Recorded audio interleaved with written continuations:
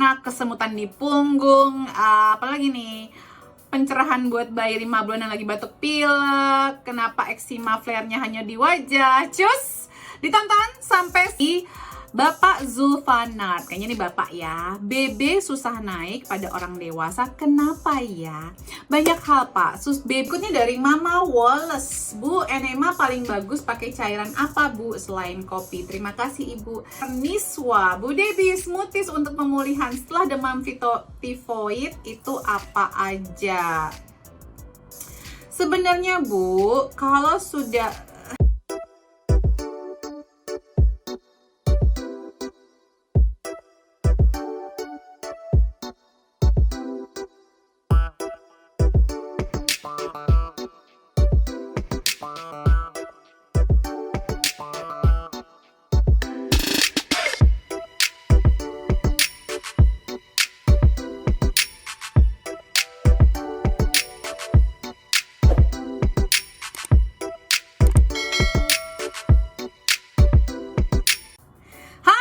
lagi bersama saya Debbie Jean-Marie, your favorite naturopathic practitioner. Kembali lagi dalam segmen Tanya Sehat Debbie, di mana teman-teman boleh bertanya apapun soal kesehatan. Nanyanya di mana? Nanyanya di akun Instagram Root of Life UK. Nanti saya jawabnya di sini. Jadi teman-teman yang mau bertanya, yang mau tahu jawaban-jawaban saya tentang gimana konsultasi sama saya, gimana susah naik berat badan pada orang dewasa, ini saya bacain ya. Gimana enema itu pakai apa cairannya, terus smoothies untuk demam tifoid, penanganan batuk pada anak, kesemutan di punggung, apalagi nih, pencerahan buat bayi 5 bulan yang lagi batuk pilek, kenapa eksima flare-nya hanya di wajah. Cus, ditonton sampai selesai ya. Dan sebelum saya mulai menjawab pertanyaan-pertanyaannya, jangan lupa untuk di-like, di-komen, di-subscribe, dan disebarkan agar logaritmenya dari YouTube nyebar kemana-mana, dan mudah-mudahan efek positifnya bisa tersebar ke seluruh masyarakat Indonesia, bahkan mancanegara. Semoga naturopati bisa membantu teman-teman dan keluarga lebih sehat lagi secara alami. Oke? Saya Debbie Jean-Marie, seorang naturopat atau praktisi kesehatan naturopati dan juga emotional freedom technique. Saya akan menjawab semua pertanyaan ini berdasarkan ilmu kesehatan naturopati yang saya dalami. Yuk, cus kita mulai. Pertanyaan pertama adalah dari Ibu bentar. Nyalain lonceng merahnya ya, biar nggak ketinggalan. Kalau sudah subscribe, biar nggak ketinggalan video-video saya berikutnya. Oke, Ibu Diah Cipta, mau konsultasi tapi bingung isi kuesionernya, Mam. Kenapa bingung? Apa yang dibingungin? Memang teman-teman, kalau mau konsul sama saya itu harus isi form yang panjang sekali, 11 halaman, biasanya 10-11 halaman. Nah itu saya tanya tentang banyak masalah, tentang ini kalau dewasa ya, kalau anak-anak kayaknya lebih sedikit deh dari itu ya. Jadi tentang riwayat keluarga, kesehatan di keluarga, semua sistem dalam tubuh, biar kita bisa mencari akar masalahnya sebaik-baiknya.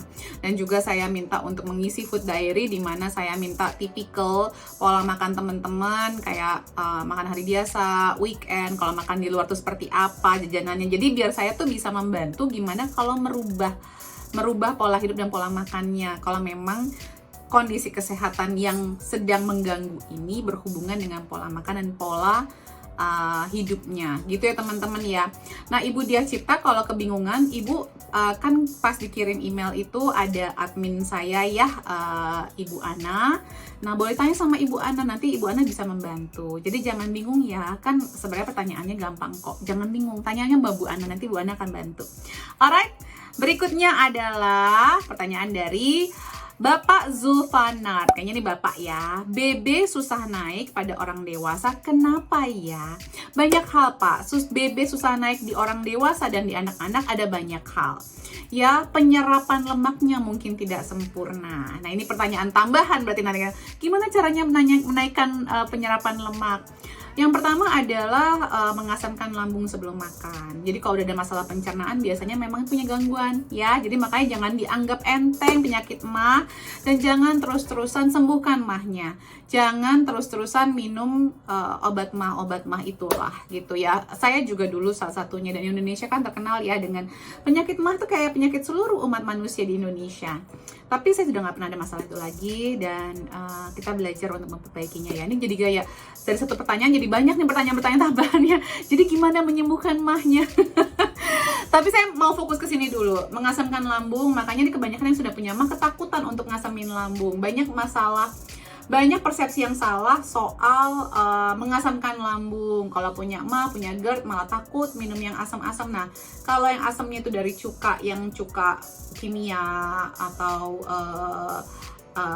kuahnya empek-empek, yang kayak gitu-gitu tuh ya, itu mungkin bermasalah ya. Tetapi kalau cuka apple cider vinegar atau lemon, jadi asam dari yang substan yang alami itu justru malah bagus sebenarnya. Terus bisa dinetralin juga. Teman-teman bisa banyak belajar ya, karena saya udah sharing di micro habit saya tahun lalu yang sedang kita ulang di akun ini dalam bentuk podcast seperti ini, atau di Root of Life TV itu dalam bentuk audio visual. Jadi silahkan ditonton, semoga bermanfaat ya cara mengasamkan lambungnya. Nah, berikutnya cek zinc levelnya, Pak ya, cek zinc levelnya. Jadi orang yang susah naikin berat badan tuh biasanya zinc levelnya rendah ya, dan gampang mual, nausea gitu, gampang enek-enek gitu. Nah, berikutnya juga ditingkatkan dong asupan lemak sehatnya. Kebanyakan orang Indonesia karena takut kolesterol jadi takut ya makan lemak, dan dipikirnya aneh. Nah, maksud saya tuh bukan kayak misalnya saya bilang masukin tambah-tambahin minyak-minyak alami atau nut oil gitu ya, bukan dimakan minyaknya, tapi dipadu-padankan, dibuat sesuatu yang nikmat. Teman-teman boleh cek kemarin selama bulan Ramadan saya melakukan Ramadan Cooking Club. Jadi di sana banyak sekali menu-menu yang saya masukkan lemak sehatnya ya teman-teman ya. Kadang kayak klien saya aja yang udah konsul gitu, Bu beneran saya 3 sendok makan emangnya kurang tuh Bu lemak sehat. Lah kalau memang badannya belum menyerap lemak, masih kekurangan lemak, ya kurang gitu. Terus dia heboh ngeliat, Ibu bikin salad, bikin pasta ya dituangin, banjurin gitu banyak. Ya emang kenapa? Orang Itali juga gitu. Makanya orang Itali masuk dietnya orang Itali yang benar ya, Mediterranean diet itu adalah masuk dalam kategori diet tersehat di dunia gitu. Karena mereka pakai olive oil banyak, pakai kacang-kacangan, pakai biji-bijian yang tinggi lemak sehat. Teman-teman harus mengenal lemak sehat itu apa aja dan variasikan sumbernya. Teman-teman bisa lihat ya di Ramadan Cooking Club saya sebulan kemarin, bulan Ramadan ya. Berikutnya juga kadang-kadang susah naik berat badannya ada hubungan sama vitamin D. Cek vitamin D levelnya. Kalau kurang vitamin D berarti teman-teman juga punya masalah dalam penyerapan vitamin-vitamin yang berbasis lemak. Kan vitamin D ini berbasis lemak ya teman-teman. Dan biasanya kalau orang yang kekurangan vitamin D ini ada kecenderungan punya resiko kondisi autoimun. Yang salah satunya adalah kemampuan untuk menyerap lemaknya jadi terganggu. Terus hence kenapa penyakit autoimun ini identik dengan flare ya, identik dengan peradangan kronis. Aduh ini satu pertanyaan tapi banyak sekali loh jawabannya, saya kayak harus beberapa webinar saya jabarkan nih.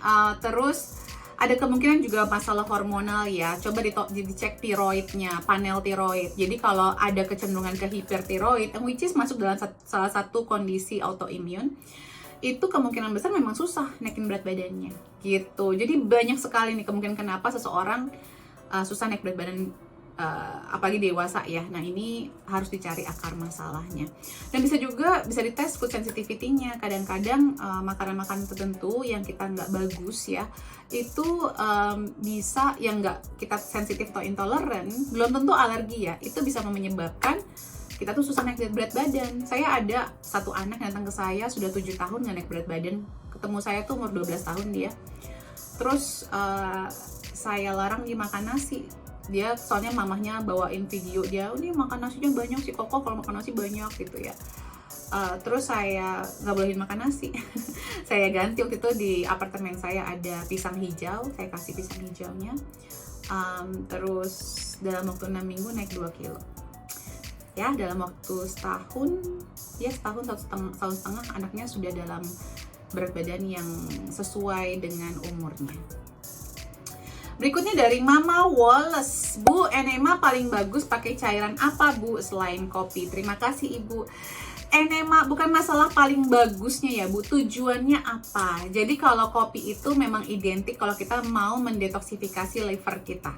Ini biasanya bagi orang-orang yang punya autoimun, kanker seperti itu, atau gangguan liver lainnya. Nah, sebenarnya enema itu sendiri kan apa sih? Membersihkan usus besar kita yang kan usus besar itu begini ya, naik sejajar turun, ini anus kita. Nah, bersihin yang area ini nih. Nah, itu kan suka kotor banget ya. Aduh teman-teman, saya pernah kolonik irigasi ya. Kolonik irigasi itu another satu level lebih tinggi dibanding enema. Itu dibersihin semuanya, seluruh usus besarnya ya. Itu saya udah buang air nih, jadi kayak curhat. Saya udah buang air ya, udah bersih karena kan udah bersih nih. Dan saya waktu itu masih it was 15 years ago, I think ya, 15 tahun yang lalu. Jadi kan saya masih lebih muda juga kan ya. Itu keluar gitu kan, kalau enema kan kita kayak keluarinnya di toilet ya. Kalau ini tuh keluarinnya kayak ada pipa-pipanya gitu jalan di atas kita gitu, kelihatan pupuk kita, kotoran kita. Aku begini, hah, banyak amat. keluar lagi. Jadi segitu banyaknya kotoran teman-teman dalam usus besar kita ya teman-teman. Jadi harus sering dibersihin. Nah, sebenarnya nggak hanya kopi, kalau naturopati kita bisa pakai yang lain-lain ya. Nanti saya jabarkan di kelas intermediate naturopathic workshop yang akan kita selenggarakan bulan ini nih, bulan Mei ini juga ya.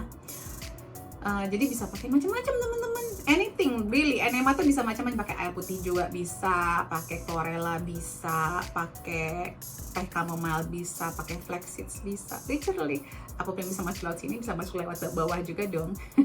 Begitu ya Mama Wallace ya, semoga tercerahkan. Ibu Fau_Niswa, Bu Debbie, smoothies untuk pemulihan setelah demam tifoid itu apa aja? Sebenarnya Bu, kalau sudah gini loh,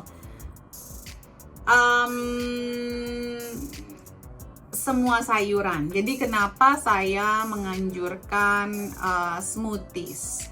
Smoothies itu cara yang paling mudah buat orang yang nggak biasa makan sayur banyak untuk mengkonsumsi sayur dalam jumlah yang mungkin sedikit lebih banyak dibandingkan pada saat mereka sebelumnya lah ya gitu. Nah, jadi kan gampang tuh dicampur sama air, terus dilikuidasi, terus diminum gitu. Lebih gampang dan bisa dimanisin dengan kurma atau dengan buah sedikit. Jadi buat saya adalah kuncinya adalah variasikan aja sebanyak-banyaknya. Jadi aku bingung kalau tanyain smoothies apa gitu. Maksudnya any kind of smoothies ya teman-teman ya. Tapi kalau untuk spesifik buat tifoid itu ya, tambahin dengan daun basil boleh. Jadi apapun sayur yang kelah, bayam lah, apapun tambahin daun basil, itu bagus. Terus kalau pas lagi demam tifoid itu bisa ada protokol naturopati saya post sebenarnya tanggal 31 Maret 2021, udah lama banget ya. Silakan di scroll down. Bisa pakai teh cengkeh juga, terus minum bawang putih, campurin bawang putih, smoothiesnya juga bisa ya. Apple cider vinegar campurin di smoothiesnya juga boleh. Goji berries juga boleh tambahin. Oke, berikutnya semoga terjawab ya Bu Fau_Niswa ya. Jadi justru perbanyaklah sayur-sayuran supaya kita terhindar dari infeksi apapun. Ibu Armezia, penanganan batuk pada anak. Nah teman-teman, satu hal ya, sebenarnya saya udah pernah share ini di tanggal 31/03/2021 di Instagram saya. Ada protokolnya, kalau yang mau cek silahkan. Nah sekarang gini, kita harus mengetahui dulu apa sih itu batuk. Batuk itu bisa terjadi karena adanya peradangan di saluran pernapasan kita. Jadi batuk itu sendiri seperti mau expel Itu kan kayak mengeluarkan sesuatu itu. Nah, teman-teman, yang perlu di penanganan pertama, saya akan menghindari apapun yang bisa mencetus batuk tersebut. Salah satunya apa sih? Gula-gulaan ya. Jadi bukan es krim, sebenarnya adalah gula di dalam es krim tersebut ya. Sebenarnya tubuh manusia itu terpapar sama 200 jenis patogen setiap hari, terutama virus ya. Jadi virus batuk dan pilek ini tuh standar banget sebenarnya gitu. Jadi tiap hari tuh ada, tapi kita kan nggak tiap hari batuk dan pilek ya, tergantung kondisi dalam tubuh kita sendiri. Jadi teman-teman, makanya hidup sehat, makan sehat itu bukan suatu pilihan ya, tetapi adalah suatu kewajiban buat tubuh kita sendiri. Nah, batuk pilek juga bisa dipengaruhi oleh body clock atau tidurnya yang kurang optimal. Nah, ini agak jadi kayak buah si malakama ya. Kalau udah batuk kan anak-anak susah tidur, ganggu tidurnya ya. Oke, jadi penanganannya biasanya saya akan tambahkan vitamin C. Itu standar ya, vitamin C. Anak-anak tergantung umurnya dosisnya itu antara 300 sampai 600 mg per hari dan bisa dikali 2 ya. Boleh didoublein kalau pas lagi ada infeksi. Nah, vitamin D-nya dicek, jangan males ngecek vitamin D. Kemarin pas bulan puasa Root of Life ngadain cek vitamin D gratis loh teman-teman. Jadi pastikan cek vitamin D-nya anak-anak juga ya. Probiotik double, fish oil double, karena bisa menurunkan peradangan. Saya tuh kalau obat saya tuh kalau udah mau batuk udah nggak enak ini gatal gitu ya, saya langsung doublein fish oil saya. Bisa juga nih pilihan ya teman-teman ya, ada slippery elm bagus sekali, echinacea juga bagus, elderberry extract juga bagus, olive leaf extract juga bagus. Nah, kalaupun lagi batuk ini jangan lupa untuk kena sinar matahari, olahraga di luar gitu. Anak saya pernah itu kena batuk. Nah, ini memang kalau ini bakteri dan bakterinya bakteri serius ya, bakteri orang dewasa malah. Jadi kalau teman-teman batuk udah berkepanjangan, saya anjurkan untuk dikultur ya. Ambil sputum atau dahak anaknya itu terus bawa ke lab, terus dikultur namanya. Minta dikultur aja biar ketahuan. Jangan sampai kalau virus doang mah tadi yang saya bilangin pasti akan selesai. Tapi kalau udah masuk ke bakteri, itu yang takutnya bakteri ya. Itu kita harus tahu dan kita bisa pakai ada protokol yang berbeda gitu ya untuk membunuh bakterinya. Nah, kalau misalnya lagi stres, nah ada juga ini nih, ada resep saya teh untuk batuk itu, coba cek di Ramadan Cooking Club saya ya, hari keberapa ya, minggu pertama pokoknya ya, minggu pertama itu ada buat obat batuk saya pakai teh thyme, pakai kayu manis sama madu itu. Dan kalau misalnya gara-gara stres anaknya mungkin lagi ujian atau segala macam, itu pasti kan menurunkan imun sistemnya ya. Jangan lupa dikasih adaptogens ya. Nah, adaptogens kan ada ya, produk saya Prayaguna untuk anak-anak juga ada dan bagus sekali itu untuk menjaga agar stres level kita selalu terjaga. Oke?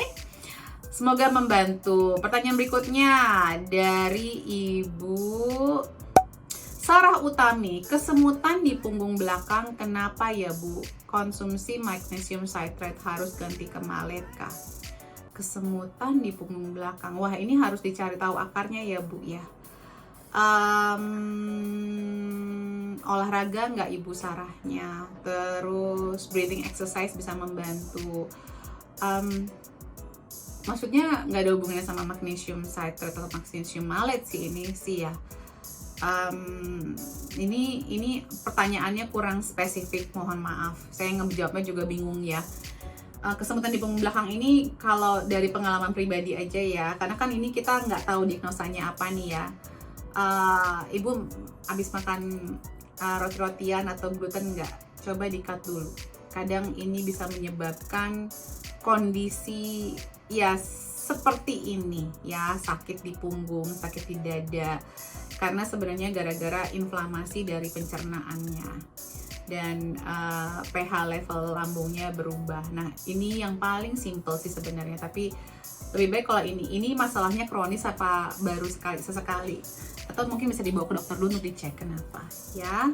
Dan ini mungkin buat teman-teman yang lain kalau nanti mau ikutan tanya sehat baby di Root of Life nih, tulisannya gini ya, Root of Life UK, tambahin UK aja akunnya. Nah itu teman-teman mungkin lebih spesifik nanyanya, biar saya juga menjawabnya lebih spesifik. Ibu Devi Idenyok. Ibu mohon pencerahan remedi buat bayi 5 bulan yang bapil. Ini mirip pertanyaannya dengan ibu sebelumnya. Boleh Bu, 5 bulan. Nah kan ini kan karena 5 bulan ya, 5 bulan kan suplemennya bingung ya, nggak sama dengan suplemen anak-anak yang agak lebih besar mungkin ya. Ibu Devi bisa memberikan, ada namanya BioCare ACD di situ Bu. Jadi ada vitamin A-nya, ada vitamin C-nya, ada vitamin D-nya. Nah, itu boleh 2 kali dosis yang dianjurkan di kemasannya. Terus tambahkan probiotiknya Bu, tambahkan probiotiknya, dan pastikan kalau ini anak bayi pun ya, apa ini perfect nih ya Bu, kan bulan depan anaknya udah mulai MPASI. Aku saranin ibu tes darah di anaknya, cek iron sama ferritinnya, cek zinc levelnya, cek vitamin D-nya, cek B12-nya. Jadi nanti dia masuk ke MPASI tuh udah siap gitu. Dan please lakukan MPASI sesuai naturopati ya Bu ya, biar sehat, aman ya. Oke, dan sementara waktu ibunya juga harus tambahkan, tadi ibunya konsumsi juga protokol naturopati untuk bapil ya, walaupun ibunya nggak bapil, karena kan dari air susu ibunya itu bisa mengalir juga nutrisi-nutrisi yang dibutuhkan sama bayinya. Ibunya jangan stres ya, dan usahakan untuk tidur. Oh iya, tambahan Epsom salt bath juga bagus Bu buat bayi yang lagi bapil. Epsom salt bath, terus juga bisa tambahin air purifier, terus bisa tambahkan juga apa tuh namanya, air pakai essential oil eucalyptus, bagus sekali untuk melegakan tenggorokan dan saluran pernafasannya. Nah, nanti bulan ini kita akan ada kelas membahas webinar khusus untuk membahas hidung dan saluran pernafasan ya, kalau teman-teman membutuhkan. Oke, berikutnya dari Ibu Hasanin_Haikal. Kenapa kalau eksima flare up-nya di wajah, sedangkan kulit lainnya tetap halus? Oke, eksima itu adalah kondisi flare ya, kulit yang flare, kulit yang meradang. Kenapa di muka? Sebenarnya kenapanya mungkin salah satunya adalah mukanya bagian yang kita aware banget ya, biar noticeable, biar nggak dicuekin. Kadang-kadang kalau di kaki, di tangan, kita tuh masih ya, ayo udahlah di kaki, tangan gitu. Tapi kalau muka kan udah, ini kan orang ketemu aja kan, muka tuh representasi kita ya gitu. Jadi mungkin juga kulit mukanya yang terpapar oleh zat-zat yang mungkin sensitif ya, mungkin dari make up-nya, terus juga mungkin juga ini banyak kemungkinan ya teman-teman ya, karena kalau ngomongin eksima itu luas sekali. Karena anak saya dulu, saya nyembuhin anak saya eksima dalam waktu 7 bulan ya. Jadi anak saya tuh kena eksima dari umur 4 bulanan kalau nggak salah, dan tambah buruk ya. Dan kenapa di muka? Ini kemungkinan eksimanya karena ada alergi atau sensitivitas. Muka kan paling dekat dengan mulut ya. Jadi di sini itu alasan yang paling simple sih teman-teman ya. Oke, karena banyak sekali nih Bu, kemungkinannya banyak sekali. Semoga menjawab semua pertanyaan teman-teman. Terima kasih yang sudah nonton. Jangan lupa untuk di-share ya, biar semakin banyak follower kita, semakin banyak atau subscriber kita, semakin banyak yang mendapatkan manfaat, dan tentunya membawa Root of Life supaya kita bisa bikin rumah sehat naturopati Indonesia secepatnya. Terima kasih teman-teman. Stay happy, stay healthy. I love you all. Salam sehat selalu. Bye.